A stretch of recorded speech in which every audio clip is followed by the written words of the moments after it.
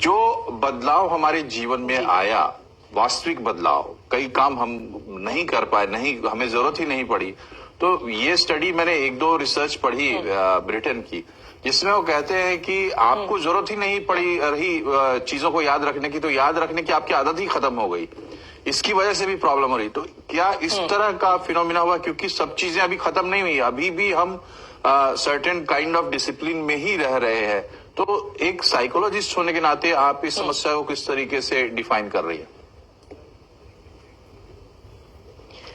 हाँ, देखिए, हमारा जो ब्रेन है वो न्यूरॉनल पाथवेज बनाता है उन चीजों के जिनको हम आदतन करते हैं। तो जो डोमिनेंट न्यूरॉनल पाथवेज हैं उनमें ऑटोमेटिकली हम वो काम को कर पाते हैं। जैसे मान लीजिए आप सुबह उठे, सुबह उठने के बाद आप ब्रश करने के लिए बाथरूम की तरफ गए, अब आप आधी नींद में भी बिल्कुल वहीं पहुंच जाते हैं, वहीं से आप ब्रश उठाते हैं, वहीं से आप टैप शुरू करते हैं, वो सब आपकी आदत में शुमार है। पर अगले दिन अगर आपने उस रास्ते में कुछ चेंजेस कर दिए, कुछ बदलाव कर दिए, वहां पर कोई स्टूल रख दिया या कुछ और रख दिया, तो अगले दिन आपको उस स्टूल से ठोकर लगेगी, उसके अगले दिन फिर से ठोकर लगेगी। अपना रास्ता बदलने के लिए नया न्यूरॉनल पाथवे जब तक नहीं बन जाता ब्रेन में, तब तक आपको ठोकर लगती रहेगी। कुछ इसी तरह का फिनोमिना ब्रेन फॉग में भी होता है।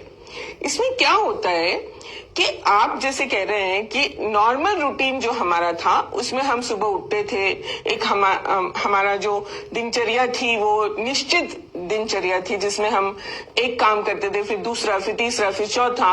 अब रूटीन चेंज हो गया। अब उसके बाद ब्रेन को फटीग होता है दूसरा न्यूरॉनल पाथवे बनाने के लिए। अब जैसे ही उसने दूसरा न्यूरॉनल पाथवे बनाया और हमारी आदत फिर से बनने लगी, वैसे ही पता चला कि अब लॉकडाउन खुल गया है, अब आपको वापस से काम पे जाना है, अब आपको फिर से उसी रूटीन में आना है। अब फिर से उतना ही फटीग हुआ वापस से उसी रूटीन में जाने के लिए। जब आप फिर से रूटीन में सेटल होने लगे, फिर पता लगा एक और नया वेरिएंट आ गया, अब आपको उससे जूझना है।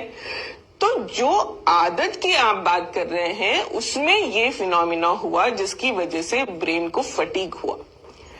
इसके साथ एक और बात बहुत जरूरी है, वो ये है कि जब ब्रेन में रिजर्व सेल्स ज्यादा होते हैं, जैसे जो यंग लोग हैं, 20-30 साल के जो लोग हैं, उनको अगर कोविड होता है तो ये जो रिजर्व सेल्स है ये इस स्लैक को कवर कर लेते, कंपनसेट कर लेते हैं।